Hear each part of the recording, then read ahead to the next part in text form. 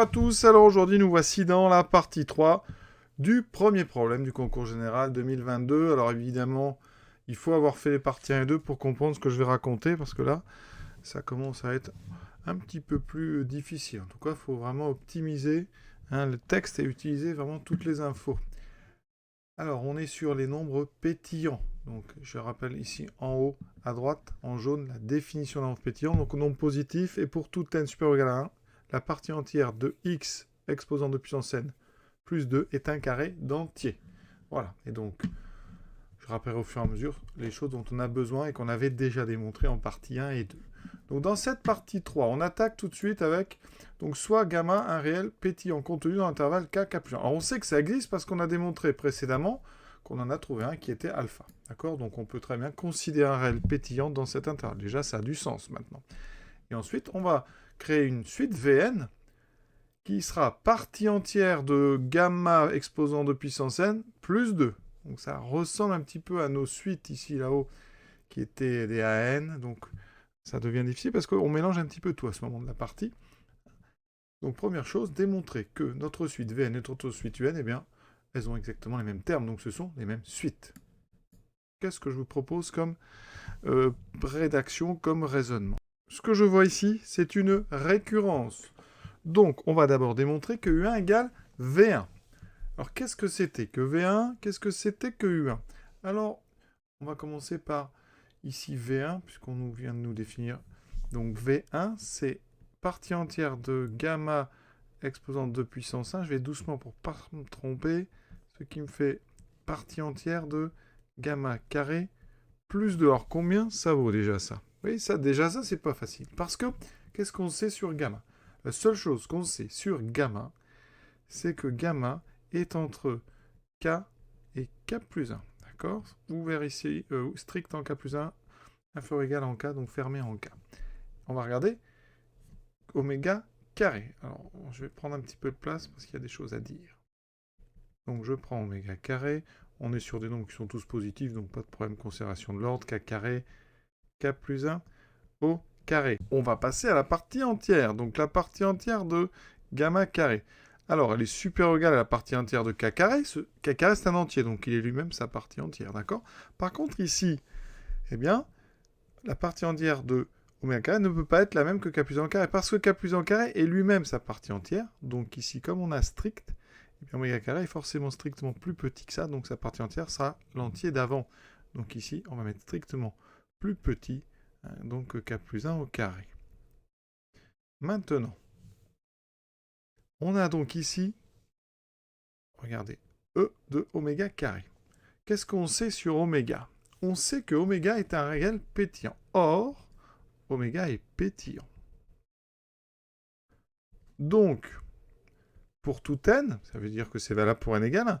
Donc, pour n égale 1, ça veut dire que la partie entière de gamma à la puissance donc 2 plus 2 est un carré d'entier, est un carré parfait. D'accord? Donc là, je vais rajouter mon 2. Obtiens donc k carré plus 2.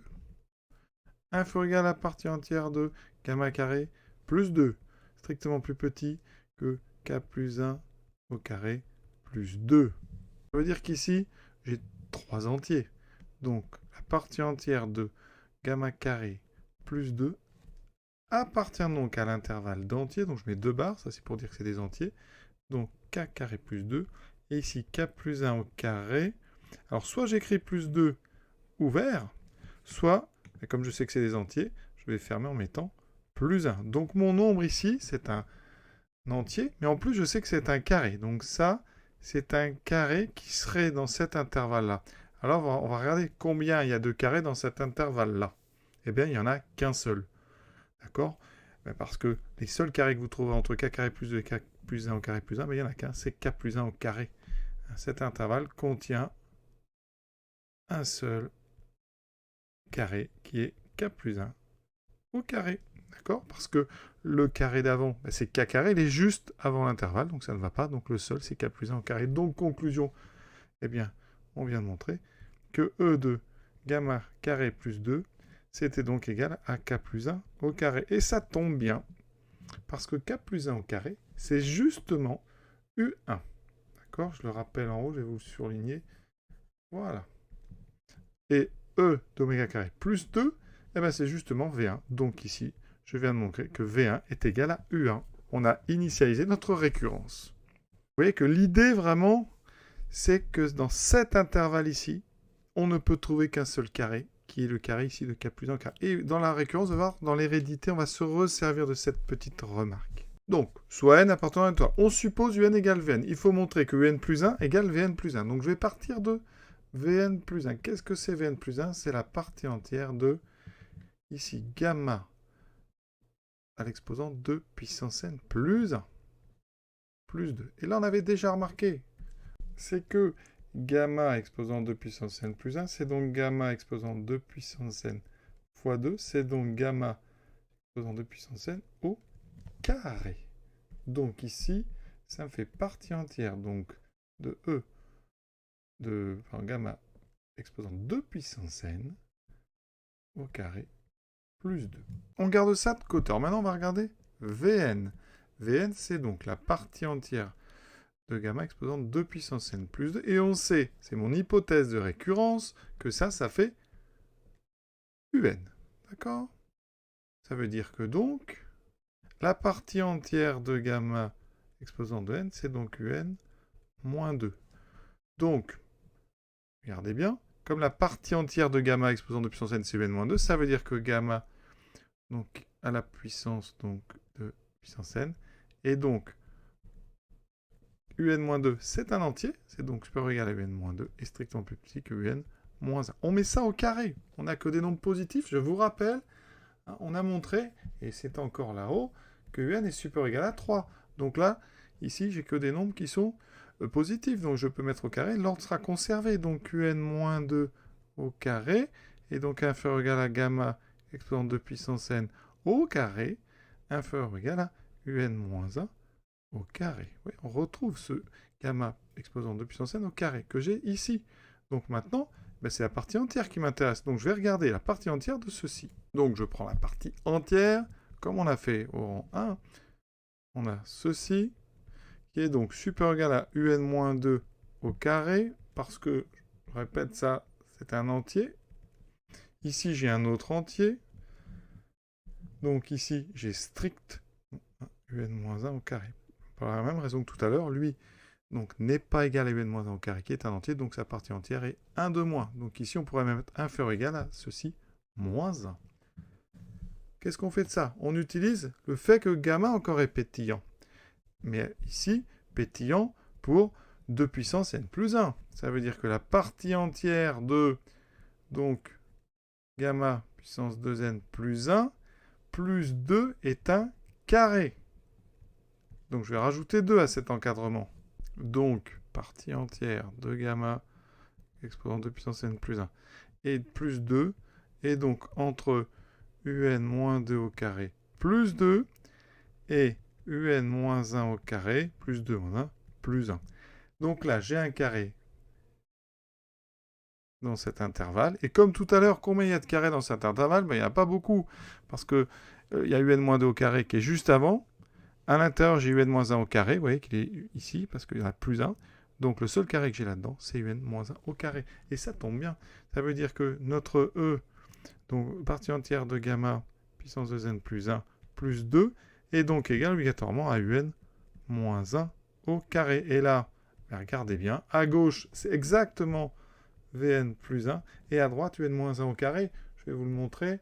Là-haut, c'est exactement donc un plus 1. Donc on vient de montrer ici que l'hérédité fonctionne. Donc la propriété, elle est vraie au rang 1, elle est héréditaire, elle est donc vraie pour tout n supérieur ou égal à 1. Donc on vient exactement de démontrer ce qu'il fallait.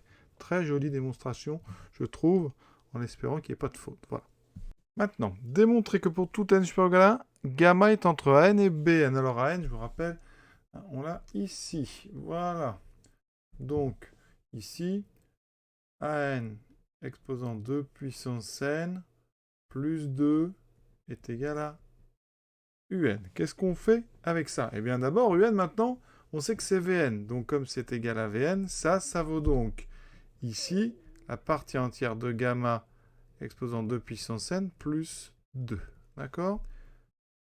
Donc ici, on en déduit que donc, eh bien, AN, c'est la partie entière de gamma exposant 2 puissance n. Ça, pour tout n supérieur ou égal à 1. Intéressant. C'est une partie entière, donc ça veut dire que gamma exposant 2 puissance n est donc inférieur ou égal. Alors ici, on a un entier. D'accord? Donc ici, on a ceci. Et là, on aura de l'autre côté AN exposant 2 puissance n plus 1. On y est arrivé parce qu'on n'a que des nombres positifs. Donc là, c'est supérieur ou égal à 0. La partie droite ici ne me sert pas. Mais on a ici AN exposant 2 puissance n qui est plus petit que gamma exposant 2 puissance n. Donc comme la fonction qui a x associe x puissance, donc 2 puissance n est croissante, ici, ça veut dire que là, on a donc AN qui est inférieur ou égal à gamma. Ça, c'est conservation de l'ordre par une fonction croissante. Pour Bn, on va faire la même chose. Bn exposant 2 puissance n plus 1 est égal à Un qui vaut Vn, qui vaut donc partie entière de gamma exposant 2 puissance n plus 2, donc pour tout n supérieur ou égal à 1. On a Bn exposant 2 puissance n qui est partie entière de gamma exposant 2 puissance n plus 1. Donc, même chose, ça veut dire que gamma exposant 2 puissance n est donc, alors, sa partie entière, c'est Bn exposant 2 puissance n moins 1. Donc, je vais peut-être l'écrire que ça soit plus clair. La partie entière de ça, c'est donc Bn exposant 2 puissance n moins 1. D'accord? Donc, ici, ça veut dire qu'à gauche, on aura donc ici Bn exposant 2 puissance n moins 1. Et à droite, on aura Bn exposant 2 puissance n moins 1 plus 1. Donc, on a sa conclusion. Donc, eh bien, ici, par conservation de l'ordre, gamma est donc strictement plus petit que Bn. Et comme on n'a pas besoin d'être trop précis, donc gamma est bien inférieur ou égal à Bn. Conclusion, on a bien pour tout n supérieur ou égal à 1, gamma entre An et Bn. Une petite chose d'ailleurs que je vais rajouter qu'on peut remarquer qu'on va utiliser plus tard, c'est que on remarque en fait que eh bien, Bn exposant 2 puissance n, c'est tout simplement An exposant 2 puissance n plus 1. D'accord? On verra qu'ici, nous on s'en servira, c'est que la soustraction en fait entre Bn et An vaut 1 pour tout n supérieur ou égal à 1. Deuxième question, petit a. Donc là, c'est une propriété à démontrer. On va la démontrer par récurrence. Donc, il faut montrer ceci. Donc d'abord, on va regarder pour n égale 1. On a x, donc exposant 2 puissance 1, donc 2, moins y exposant 2. Voilà. On sait ça que c'est x plus y fois x moins y. On sait que x est plus grand que 1, que y est plus grand que 1, donc x plus y est plus grand que 2. Donc ici, vous voyez qu'on a x plus y. On vient de dire que c'est supérieur ou égal à 2. Ça veut dire que x carré moins y carré est donc supérieur ou égal à 2 fois x moins y. Donc la propriété est déjà vraie pour n égale 1. Maintenant, l'hérédité. On suppose donc la propriété est vraie pour le rang n. Maintenant, on va aller au rang suivant. Donc je regarde x exposant 2 puissance n plus 1, moins y exposant 2 puissance n plus 1. La même remarque qu'on fait depuis le début. Hein, ça veut dire que c'est x exposant 2 puissance n au carré. Les exposants se multiplient. Moins y exposant 2 puissance n au carré. Et on va, ici on a une identité remarquable, c'est a carré moins b carré. Donc vous factorisez tout simplement. Et ça va être la même chose que tout à l'heure. On va commencer par ceci, plus y exposant 2 puissance n, multiplié par x exposant 2 puissance n moins y exposant 2 puissance n. Ici, je ne le réécris pas, mais les deux termes sont supérieurs ou égaux à 1. Donc ça, c'est supérieur ou égal à 2. Et donc ici, eh bien, on a bien supérieur ou égal à 2 puissance, enfin 2 fois, pardon. Donc 2 fois ceci, mais ça, hypothèse de récurrence, c'est supérieur ou égal à 2 puissance nx moins y. Donc, on obtient donc supérieur ou égal à 2 fois, ici, donc 2 puissance n fois x moins y.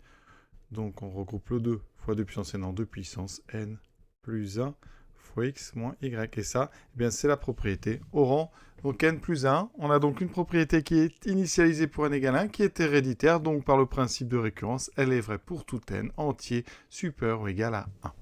Maintenant, petit b, démontrer que les suites an et bn convergent toutes les deux vers gamma. Alors, je rappelle ce qu'on avait démontré, c'est que an, c'était une suite croissante, convergente, hein, et on avait limite quand n tend vers plus l'infini, eh bien de n, c'était alpha, d'accord? Et on savait que bn était décroissante. Voilà, et elle était convergente parce qu'elle était ici minorée par les termes de la suite à n. Voilà. On va voir si on va s'en servir, mais d'abord on va essayer de se servir de la propriété d'avant. Donc ici, eh bien je vais reprendre la remarque que j'ai faite juste précédemment. Je vais utiliser la propriété pour x égale bn et y égale an. J'obtiens donc, pour tout n supérieur ou égal à 1, eh bien bn exposant 2 puissance n moins, grande parenthèse, pardon, moins an exposant 2 puissance n. C'est supérieur ou égal à 2 puissance n fois x moins y, c'est-à-dire bn moins an. Alors, je viens de vous dire quoi? Eh bien que bn exposant 2 puissance n moins an exposant 2 puissance n, c'est ça. Eh bien ça valait 1. Donc ici, on a donc, je l'écris dans l'autre sens, bn moins an qui est inférieur ou égal, alors je vais aller doucement, ceci est donc inférieur ou égal à 1. Parce que cette différence par construction de n et bn est égale à 1. Donc ici, je divise par 2 puissance n.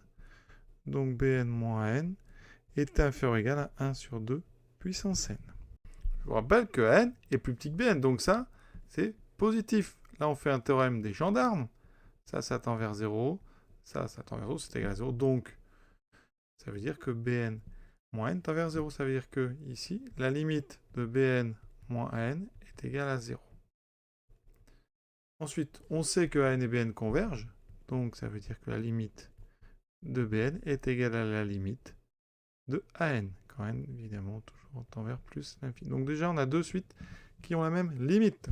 Et cette limite, elle s'appelle alpha. D'accord? Donc ici, dans cet encadrement, regardez, en imaginant que gamma, c'est le terme d'une suite constante, théorème des gendarmes, ça s'attend vers ici, donc la limite de n, qui est alpha, on l'a déjà dit, c'était la partie 2. La limite de bn, c'est alpha, donc conclusion, eh bien, on a bien les deux an et bn qui tendent vers gamma, qui, de toute façon, gamma n'est autre que alpha. Ici, on démontre en même temps que gamma est égal à alpha. Donc, je ne rédige pas, vous avez compris, théorème des gendarmes. an, bn tendent vers la même limite alpha, donc tout de suite coincé entre les deux tend aussi vers cette même limite. Conclusion, eh bien, comme c'est gamma cette suite qui est constante, eh bien, ça veut dire qu'ici, on a forcément alpha égale gamma. Et ensuite, on a bien donc an et bn qui convergent toutes les deux vers alpha, donc vers gamma. Alors, une petite remarque avant de faire la dernière question, la 13e, sur an et bn. On a an qui est une suite donc, croissante, bn qui est une suite décroissante. La limite donc, de bn moins n est égale à 0. Eh bien, ça a un nom. Ce sont ce qu'on appelle des suites adjacentes. Suites adjacentes. Et on peut montrer que des suites adjacentes, eh bien, elles ont même limite. C'est une propriété. Ce n'est pas au programme de terminale, mais ça peut être dans les approfondissements de terminale de vous parler des suites adjacentes. On y est presque. Dernière question. Démontrer que gamma est l'unique réel pétillant contenu dans l'intervalle k plus 1. Alors là, ça va aller vite. Pourquoi? On a dit que si un nombre est pétillant, donc dans k plus 1, alors ce nombre, c'est la limite de n. Alors ce nombre est la limite de n, et donc alpha. D'accord? Or, on a démontré que alpha existe.